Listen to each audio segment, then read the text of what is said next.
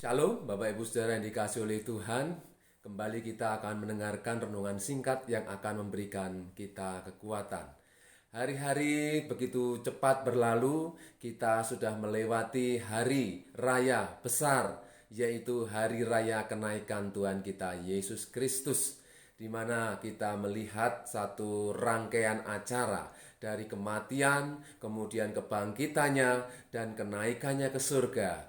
Dan hari ini Tuhan sudah berada di surga dan Dia sedang menyediakan tempat bagi kita orang-orang yang percaya. Bapak Ibu Saudaraku, seringkali dalam hati saya bertanya, sebenarnya siapa yang menunggu? Tuhan atau kita? Tuhan yang akan datang atau kita yang sedang ditunggu oleh Tuhan, Bapak Ibu Saudaraku. Sehingga ada satu kebenaran firman Tuhan yang mengatakan dalam 2 Petrus pasal yang ketiga ayat 10 mengatakan, tetapi hari Tuhan akan tiba seperti pencuri. Pada hari itu langit akan lenyap dengan gemuruh yang dahsyat, dan unsur-unsur dunia akan hangus dalam nyala api, dan bumi dan segala yang ada di atasnya akan hilang lenyap. Jadi jika segala sesuatu ini akan hancur secara demikian, betapa suci dan salehnya kamu harus hidup. Bapak Ibu Saudaraku, sampai ayat ini mari kita akan renungkan bersama-sama. Ya, jika segala sesuatu dikatakan akan hancur secara demikian, betapa suci dan salehnya kamu harus hidup. Kalau dipikir secara manusia, kita mau suci yang seperti apa? Saleh yang seperti apa, Bapak Ibu Saudara?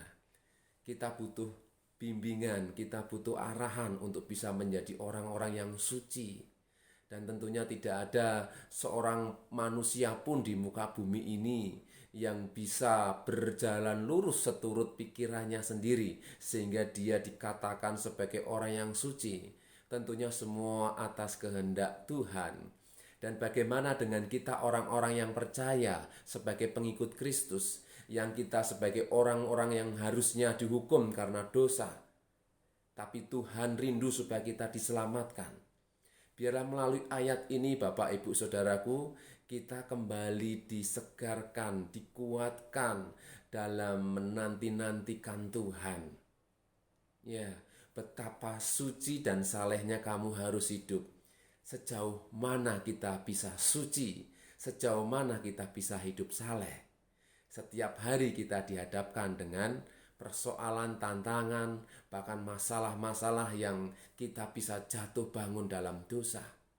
Tapi mari kita lihat selanjutnya Bapak Ibu Saudaraku, ayat yang ke-12, yaitu kamu yang menantikan dan mempercepat kedatangan hari Allah. Pada hari itu langit akan binasa dalam api dan unsur-unsur dunia akan hancur karenanya. Di sini ada satu penekanan yang ditulis oleh Petrus, yaitu kamu yang menantikan dan mempercepat kedatangan hari Allah.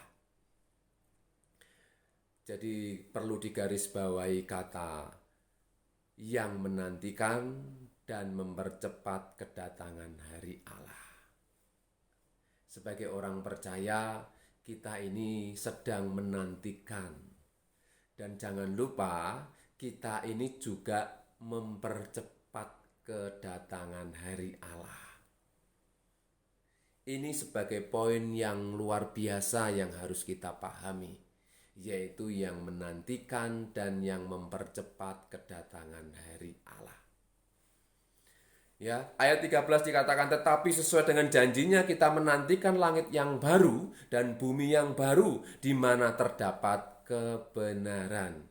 Jadi langit yang baru, bumi yang baru, kerajaan Allah adalah kerajaan kebenaran. Bukankah firman Tuhan berkata, kerajaan Allah bukan terdiri, bukan soal makanan dan minuman, tapi soal kebenaran. Ya, soal damai sejahtera dan sukacita oleh Roh Kudus. Dalam hal ini, sebagai orang percaya, inilah harapan kita tinggal dalam kerajaan Allah. Dan bagaimana kita bisa tinggal dalam kerajaan Allah? Kita yang masih hidup di bumi ini, kita sedang berlomba. Berlomba itu berjuang. Dan kalau dalam perlombaan tentunya semua peserta ingin menjadi pemenang.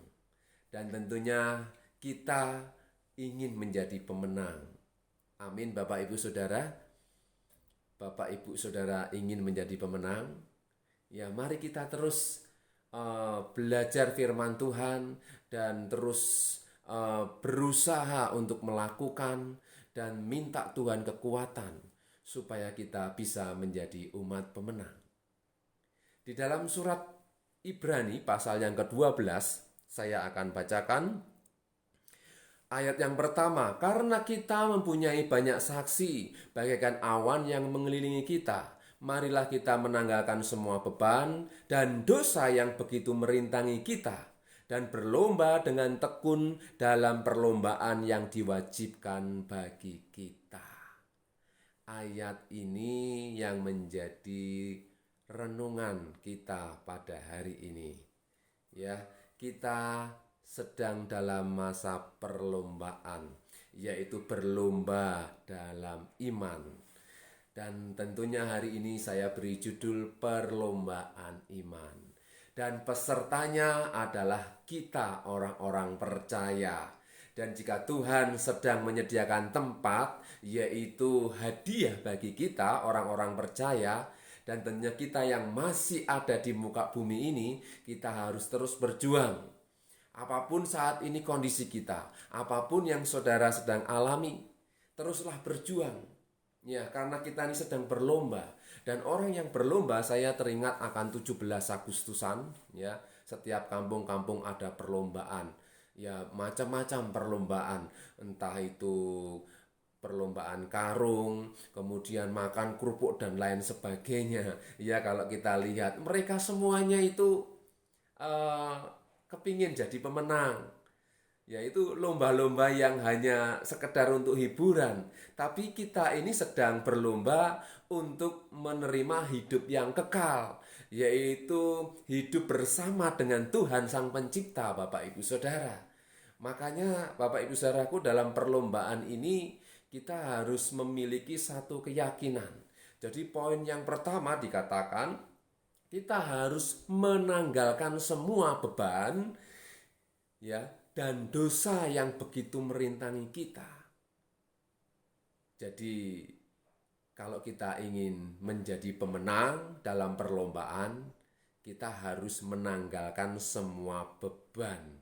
Beban apapun Bapak Ibu Saudaraku, ya, beban dan dosa yang merintangi, ini jelas sekali.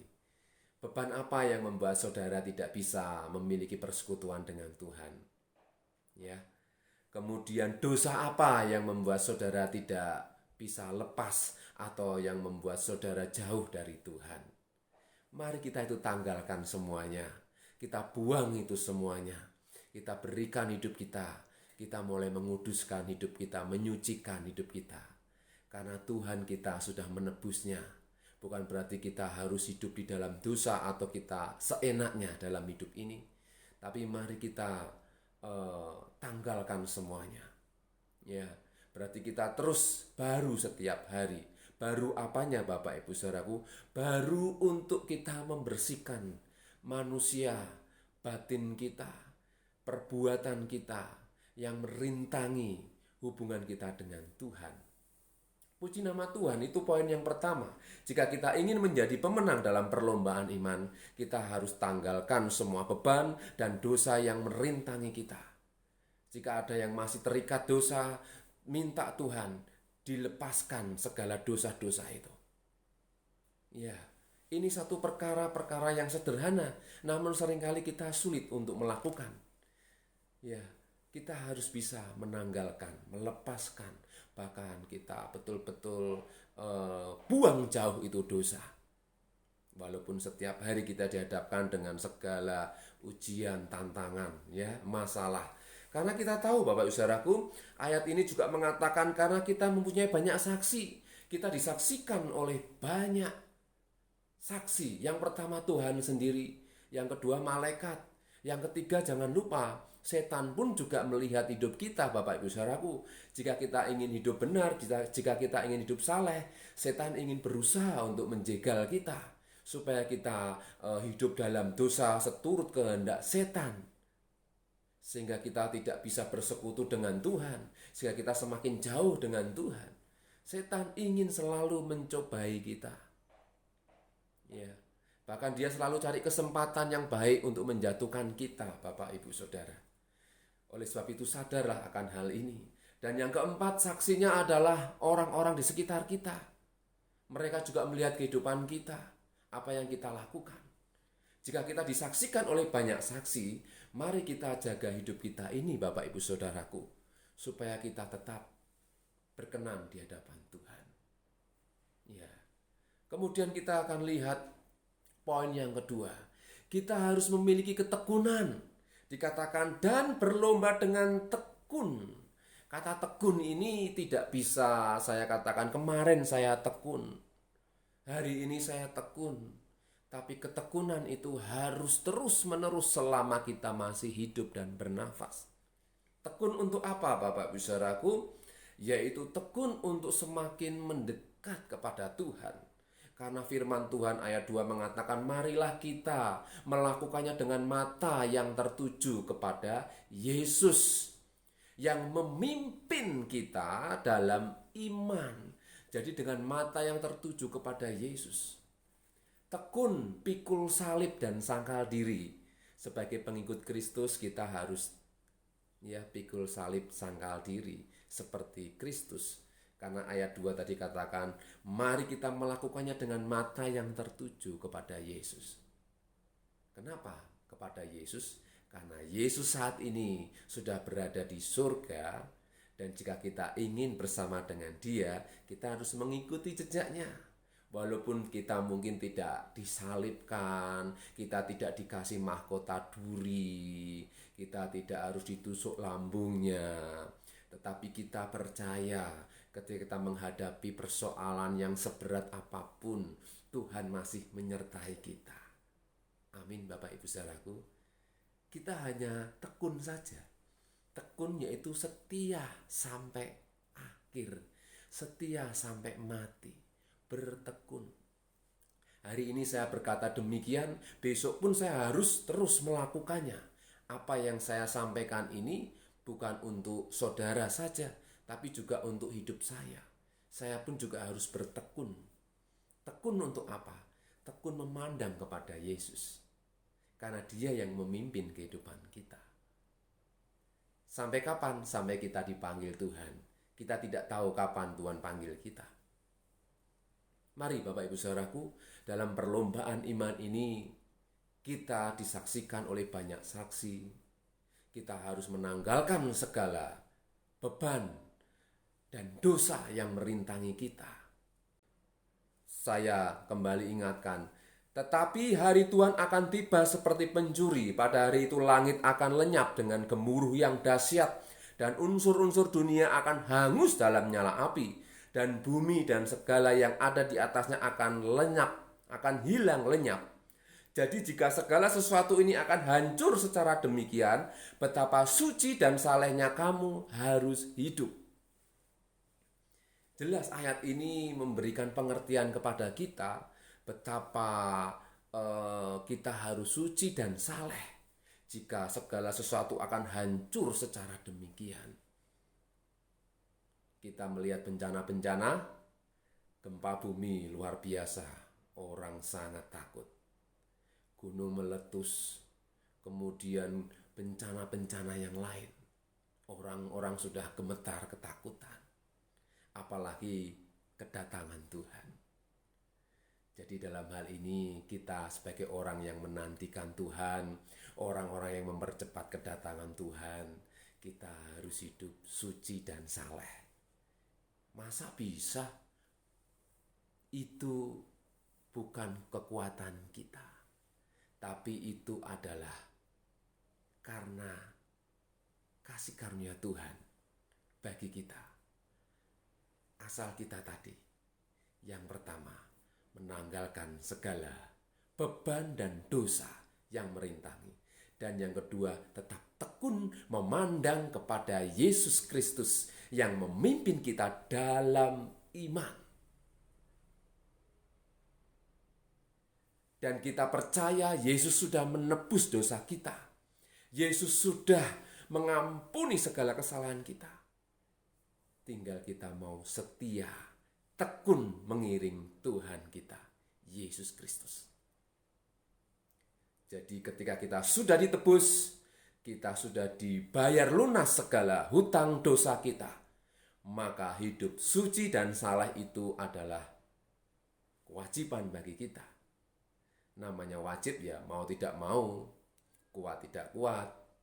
Tapi saya percaya ketika kita mengalami kejatuhan apapun, ketika ada kesempatan ya, itu mari gunakan sebaik-baiknya. Ketika kita mengalami kegagalan, kita tidak akan sampai tergeletak karena Tuhan pasti menolong kita. Amin Bapak Ibu Saudaraku, janganlah putus asa. Janganlah lemah dengan kehidupan ini. Tetap pandanglah Yesus yang memimpin kita. Dia sanggup menolong kita. Apapun persoalan Bapak Ibu Saudara, yakinlah Tuhan yang memberikan kita kekuatan. Luar biasa Bapak Ibu Saudara. Tetapi sesuai dengan janjinya, kita menantikan langit yang baru dan bumi yang baru di mana terdapat kebenaran. Ayat 14, sebab itu saudaraku yang kekasih, sambil menantikan semuanya ini kamu harus berusaha. Ayat 14 dikatakan kamu harus berusaha supaya kamu kedapatan tak bercacat dan tak bernoda di hadapannya dalam perdamaian dengan Dia. Ayat 15 dikatakan, anggaplah kesabaran Tuhan kita sebagai kesempatan bagimu untuk beroleh keselamatan, beroleh selamat, seperti juga Paulus saudara kita yang kekasih telah menuliskan kepada menurut hikmat yang dikaruniakan kepadanya. Sehingga ayat-ayat ini memberikan kita pengertian dalam perlombaan iman. Kita tetap menjaga hidup kita tak bercacat. Sambil menantikan semuanya ini kamu harus berusaha supaya kamu kedapatan tak bercacat dan tak bernoda di hadapan Tuhan. Jadi jika hari ini masih ada kesempatan, mari gunakan sebaik-baiknya. Selama kita masih bisa berdamai dengan Tuhan, lakukanlah pemulihan ya hubungan kita dengan Tuhan. Kita bangun kembali hubungan yang manis dengan Tuhan. Saya percaya kita akan jadi pemenang. Amin Bapak Saudaraku. Ingat, kita semua dalam perlombaan iman. Iman kepada Yesus. Yesus yang saat ini berada di surga. Dia sedang menantikan kita untuk kita hidup berkenan di hadapan Tuhan. Amin Bapak Ibu Saudaraku. Biarlah renungan singkat ini menjadikan kita orang-orang yang kuat karena kita sedang dalam masa perlombaan. Ya, saya tutup dalam satu ayat di dalam Pengkhotbah pasal yang ke-9 ayat yang ke-11. Firman Tuhan berkata, lagi aku melihat di bawah matahari bahwa kemenangan perlombaan bukan untuk yang cepat dan keunggulan perjuangan bukan untuk yang kuat. Juga roti bukan untuk yang berhikmat. Kekayaan bukan untuk yang cerdas. Dan karunia bukan untuk yang cerdik cendikia. Karena waktu dan nasib dialami mereka semua. Jadi dalam ayat ini Bapak Saudaraku, dalam perlombaan kemenangan tidak ditentukan oleh orang-orang yang cepat, orang-orang yang kuat, atau orang-orang yang berhikmat dan cerdas atau cendikia. Tapi yaitu orang-orang yang mau bertekun tadi. Menanggalkan segala beban dan terus bertekun mengiring Yesus sampai pada akhirnya. Dengan mata tertuju kepada Yesus sampai pada akhirnya. Ini adalah jaminan kemenangan. Tekun sampai akhir. Amin Bapak Ibu Saudaraku. Ya, biarlah firman Tuhan hari ini menjadikan kita kuat di dalam Tuhan, kita dibangun dalam iman. Terus arahkan hati kita kepada Tuhan, karena Dialah yang akan memberikan kita kemenangan. Puji nama Tuhan, Tuhan Yesus memberkati. Shalom. Mari kita akan berdoa. Bapa di surga, terima kasih hari ini kami sudah mendengarkan renungan singkat yang memberikan kami kekuatan. Terus Tuhan Kau nyatakan dalam hidup kami. Di dalam perlombaan iman ini kami rindu menjadi pemenang. Berikan kami kekuatan dalam menghadapi segala masalah dalam hidup kami. Ajar kami untuk menanggalkan beban dan dosa yang merintai kami. Dan berikan kami hati yang senantiasa tekun mengiring Engkau. Memandang Engkau Yesus sebagai Tuhan kami yang memberikan hidup dan kekekalan. Terima kasih Bapa, berkati kami semua yang sudah mendengarkan firman-Mu. Engkau menguduskan hari-hari kami, jaga hati kami, pikiran kami, perasaan kami. Biarlah kami tetap berkenan di hati Tuhan. Kami serahkan hidup kami sepanjang hari ini. Biarlah damai sejahtera Tuhan yang menuntun langkah hidup kami. Engkau memberkati kami semua, pekerjaan kami, keluarga kami, orang-orang sekitar kami, bahkan bangsa dan negara kami. Engkau Tuhan memberkati kami semuanya. Kami serahkan doa kami di dalam nama Tuhan Yesus Kristus. Kita yang mengasihi Tuhan katakan bersama, amin. Tuhan Yesus memberkati. Hidupku menggenapi firman